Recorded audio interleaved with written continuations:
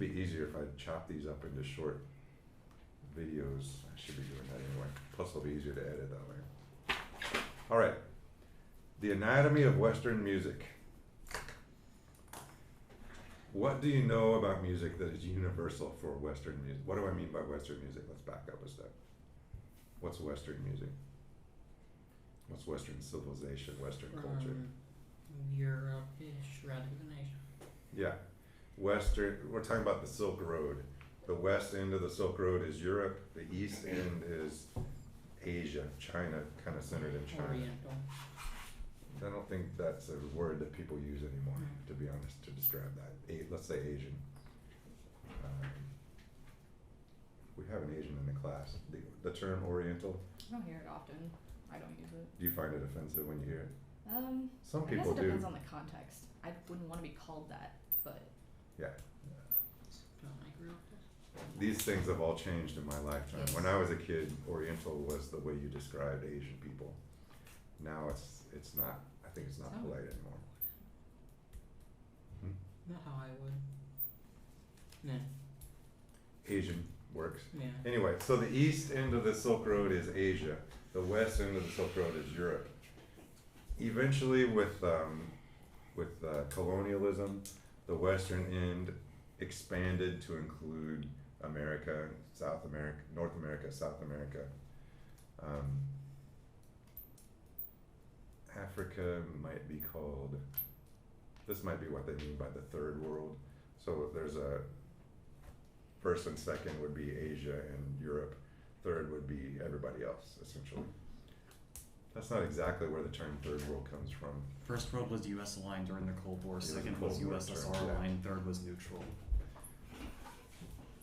USSR is also on the east side of the Silk Road. Soviet, Asia, Yeah, Russia. Poland, it was Poland or Hungary. They're considered Or Cuba. Eastern Europe. They're maybe in the middle. Cuba. Those aren't what we're talking about here. The West is Europe and the diaspora from Europe, which includes America, for this reason, cultural reason. This is a little problematic because when we say Western music, we're also including a bunch of music that was influenced by Africa, because the slaves brought all kinds of music that influenced American music and European, like they were influenced by the slaves also. So, and then they were influenced later by jazz music. It was a huge influence on 20th century classical music in Europe. So this is all kind of vague. But when we say Western music, we are talking about Europe and the European diaspora, other cultures that were affected by Europe, including American pop music. Okay, so what is universal about Western pop music, or Western music? Pop music, classical, jazz, country, polka, Mozart. What is universal about all those, generally speaking?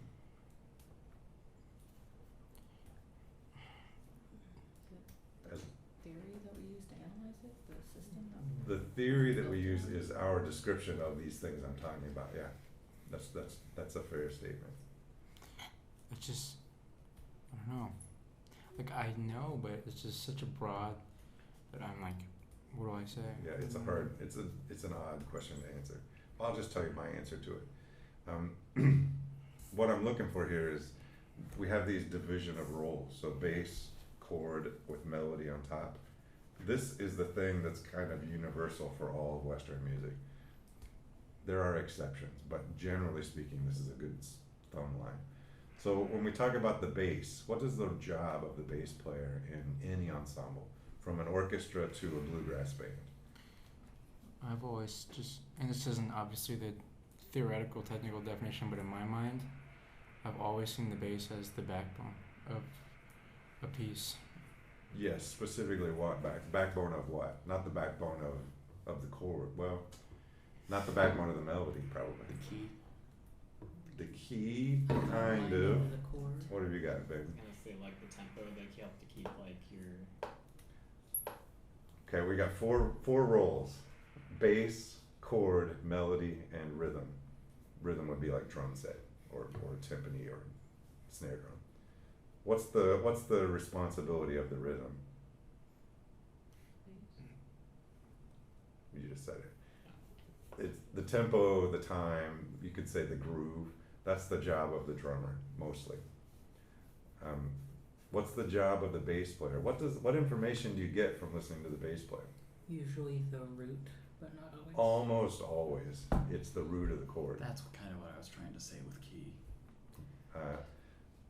It's related to the key. Yeah. You get But the, a lot of the time you it's get- the root of the key too. you get the root of the chord, and you also get how it relates to the tonic of the key. Yeah. So that's a fair statement.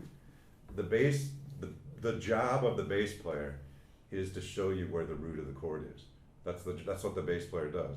It doesn't matter if you're listening to hip hop or Mozart, the bass player is telling you what the chord is. There are exceptions, that's why we have inversions, but inversions are the exception that proves the rule. If you have a 1-6 chord, so I go from 1 to 4 to 5, and when I get back to 1, I don't play the one with the root on the bottom, I play the one with the third on the bottom. That's a 1-6 chord. It feels weaker, right? It doesn't feel solid, and it doesn't quite feel like a 1 chord. That's because you have weakened the 1 chord by undercutting the bass player's role. The job of the bass player, in almost all cases, is to tell you where the root of the chord is, so that you can hear and identify the other notes in relationship to the root. Okay, what about the chord voice? The middle voice, what is the job of the chord player? Harmony, yeah, specifically what does the chord tell you about the harmony? If the bass player is playing a C and the piano player is playing a C chord, what does the C chord tell you about the bass chord, the note?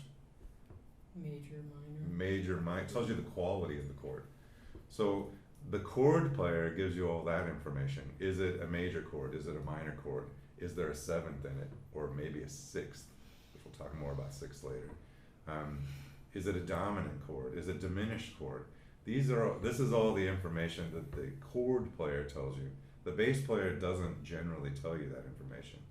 Because what notes does a bass player play? Usually Out of the chord, what notes are the bass player playing? generally root. And the root, definitely the root. Oh, bass. Yeah. Cause there's like 1, 4, 5. Well, in a chord. So if you're in the key of C and you have a C chord, the bass player is going to play what 2 notes? C and Wait, can you say that again? yes. If you're in the key of C and you're playing a C major chord, what notes is the bass player going to play? Is the bass player just going to play C? No, C. They're going to play C and G, Yeah. which is the root and the The 5th of the chord.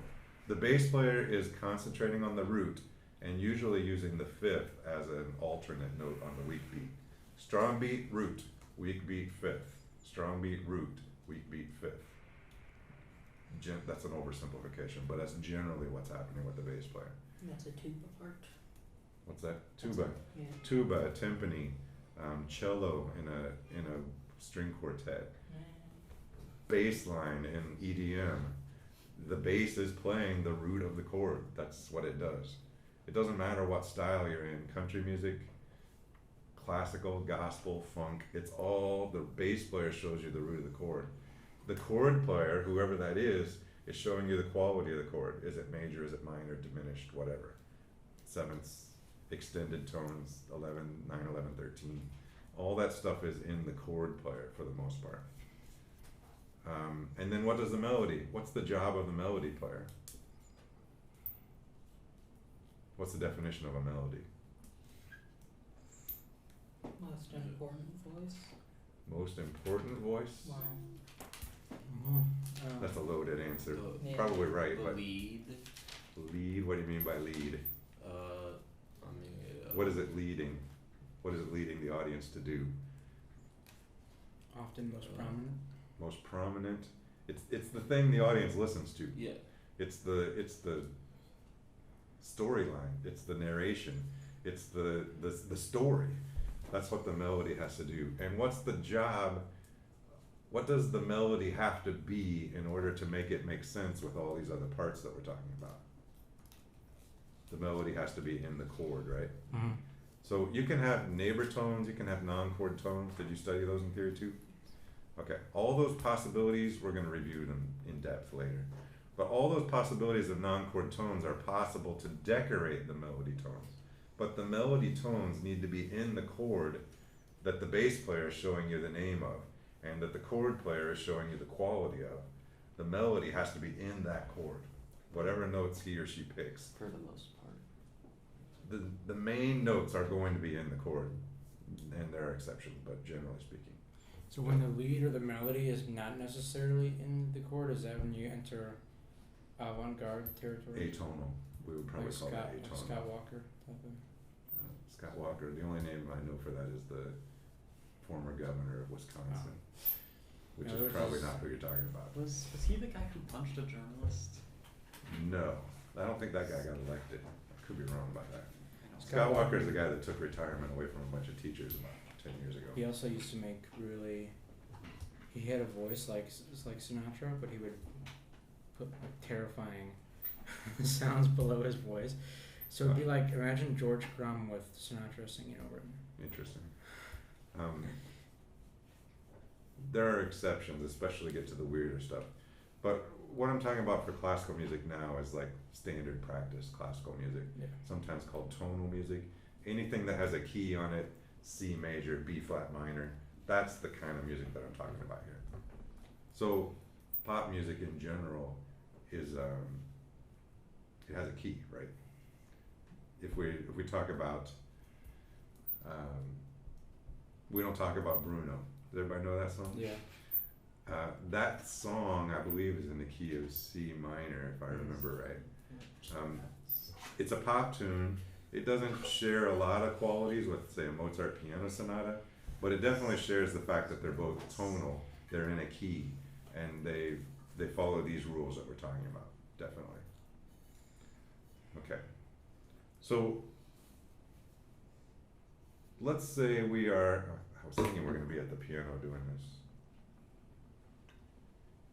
Anyone have GarageBand on their phone? Oh, actually, I think they're empty now. iPad. The keyboard, the lab is empty. Let's just stay here today. Next time we're gonna meet over there for part of the class. Let's say we're in the key of C and we wanna play, a C chord. We're on the bass player. We're the bass player. What are the two notes that we're gonna play on a C chord? C and G. Okay, let's put it in solfege. Do and sol.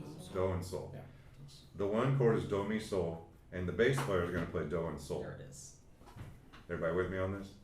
Okay, so do, sol, do, sol, do, sol, do, sol, la, ti, do, sol. We can decorate it. Do, sol, la, sol, do, sol, do, sol, la, ti, do, sol, do, sol, do. Strong beat, weak beat, tonic, or root fifth.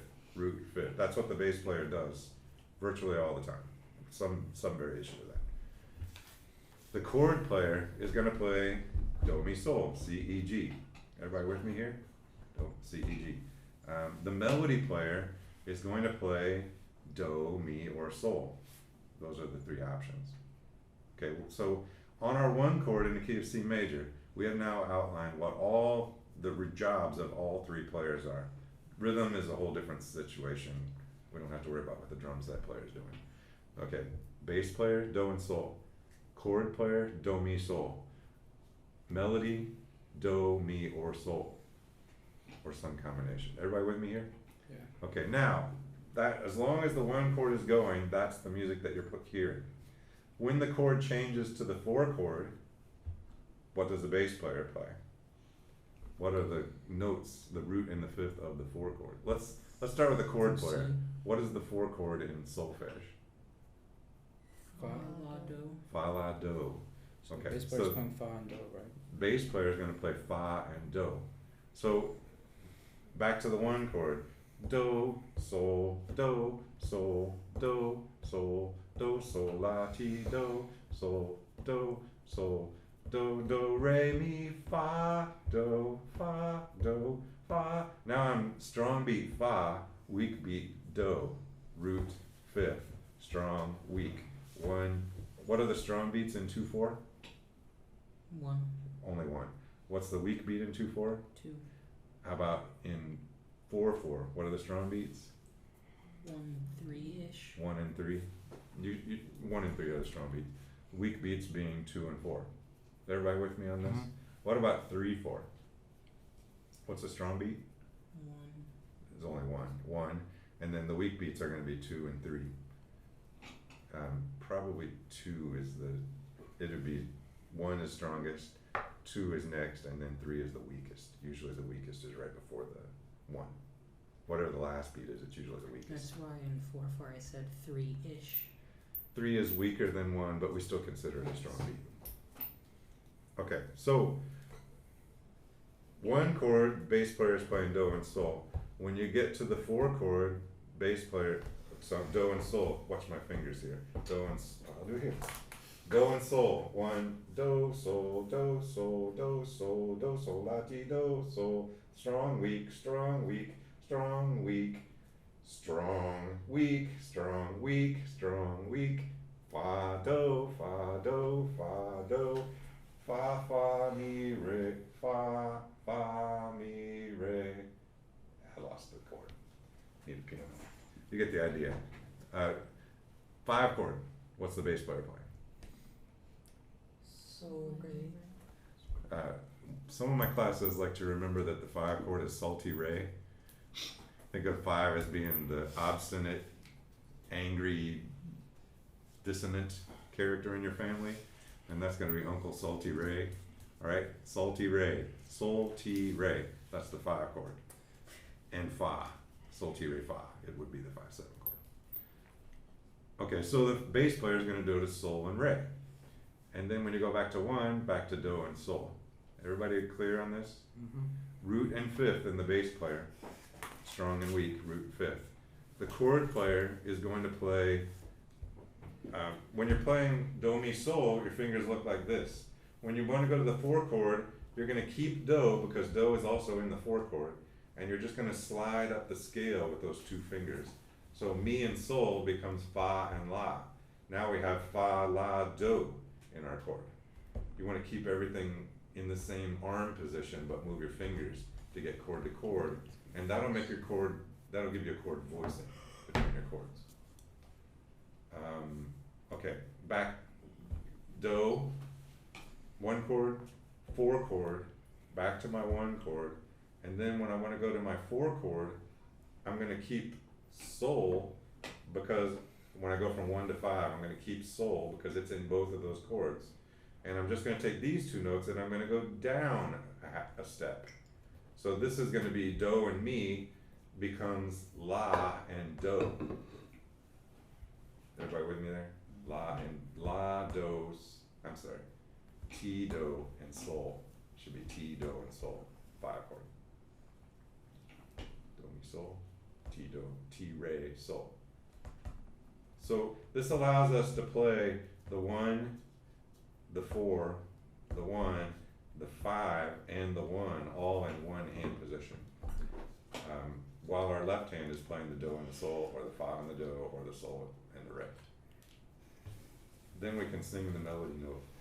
So this is the way that I would, your homework assignment, which I just put in this morning, is in Mod Theory, Module 2, Week 2 module. It just says pick 2 children's songs and notate them out. You can do that by hand, you can do it using MuseScore or whatever you need, but use standard notation and put chord symbols under it. So that means just 1, 4, and 5, that's all the chords we're going to use for this first time. And you may remember from Wednesday, if your melody note is do, then the only chords you can use out of 1, 4, and 5 to harmonize it are what? 1 and 4. If your chord is if your melody note is sol, what are the chords you can use to harmonize sol?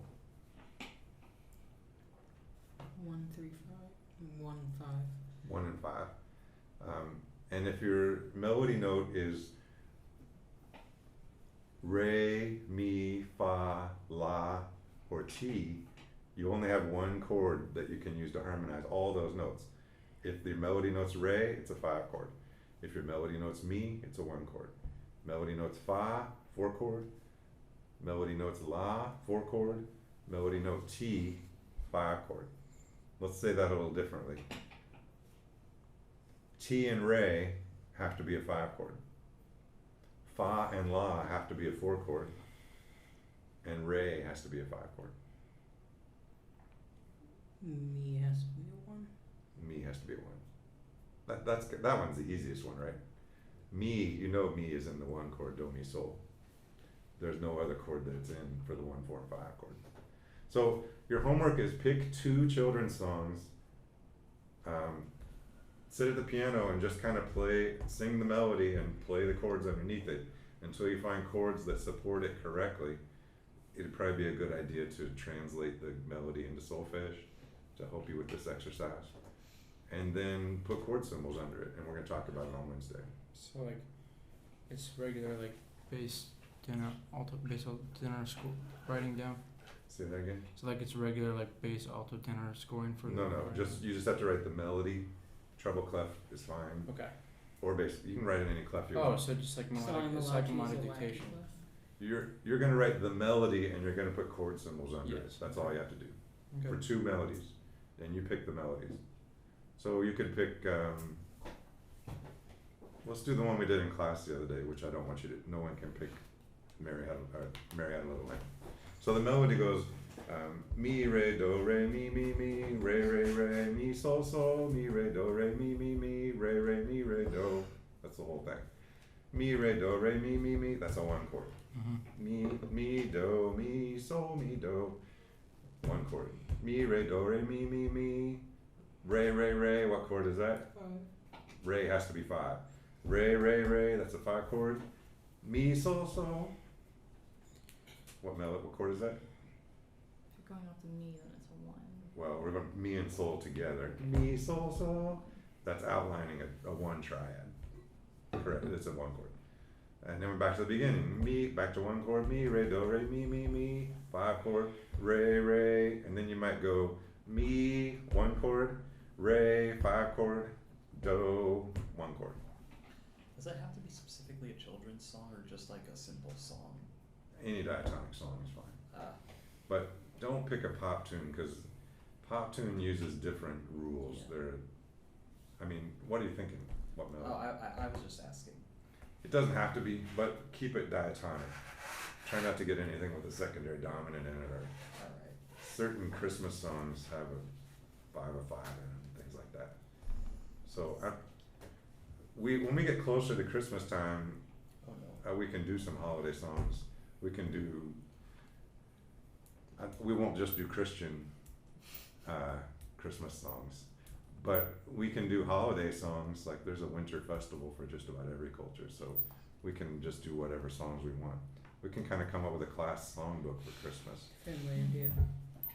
Sure, if you want to do that one might have some secondary stuff. What did he say? Finlandia. Sibelius. It's a folk song that Sibelius said, I think, right? I think it existed before. I could be wrong about that. Based off folk songs. He's right. Remember one year in high school, I broke down the Bruce Springsteen version of Santa Claus is Coming to Town, and I hated every second of it. It was just so. Like, I love Bruce Springsteen, but breaking that song down just sucked. Well, if you should try to do this by ear. I'm not going to really grade right or wrong answers, but we're going to go through and talk about all of them in class. So make this legible so I can I'm going to sit at the piano and play your melody, put the chords under it, and we're going to talk about it out loud. Am I allowed to use a wacky clef? Like baritone? If you want to. Why don't you include a standard clef too? Because I don't want to be struggling with the clefs. Well, you define alto as standard. If I'm just reading a melody, that'll be fine.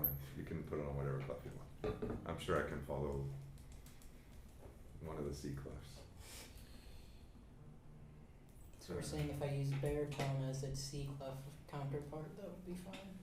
Which one is baritone? Is that one baritone clef or is that one No, it sounds alto? good. So baritone. Just the baritone's up here, right?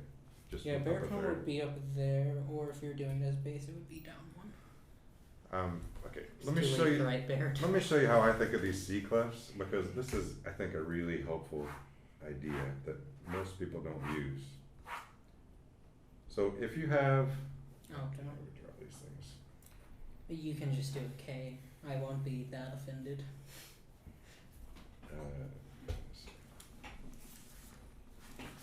Okay, so let's say you got this C clef. Everybody see this? See this? Get it? Yeah. These are called C clefs. They move up and down, so it could be on the third line, the fourth line. He's They talking about point one to on the the fifth C. line. What's that? They point to the C. Whatever this middle kind of arrow, that is middle C.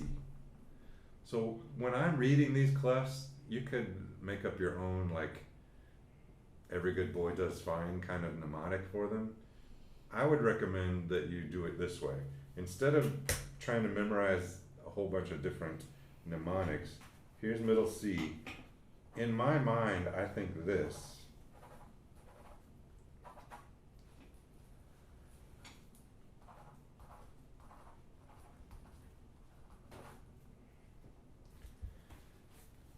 So that I can mentally project on the whole grand staff, which we're gonna be, if you're not good at this grand staff yet, you will be by the end of this semester, cause we're gonna read a shitload of piano music in this class.